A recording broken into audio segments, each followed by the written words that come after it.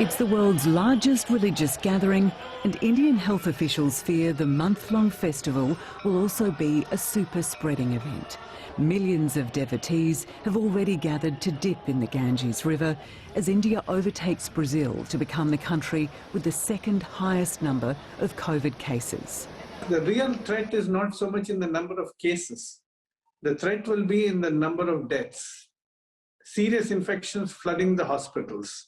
Russia's COVID vaccine Sputnik has just been given emergency approval for use in India. It'll be the country's third vaccine. Infectious diseases experts say it's clear India's second wave took policymakers by surprise. Now the question is how long the wave will last. We don't know. If it lasts like the last wave for 2.5 months, we have a problem. So far, 780 million doses of COVID vaccines have been administered globally. The World Bank calling on wealthier nations to share excess vaccine supplies with developing countries as a matter of urgency. The trajectory of this pandemic is growing.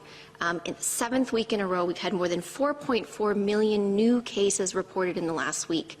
COVID infections in Germany have now passed 3 million. Chancellor Angela Merkel admitting her country's third wave could prove to be the toughest.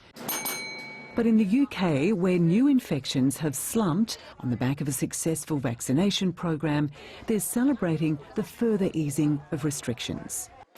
With outdoor hospitality venues, retailers, hairdressers and indoor leisure centres all reopening for the first time in 3 months. Even if it was snowing, we'd still be here right now. We would be. It's just so nice to see everyone again. It comes as a study published in The Lancet reveals there's no evidence that people infected with the so-called UK variant of coronavirus get worse symptoms, but it is more transmissible than other variants, as countries across Europe can attest to.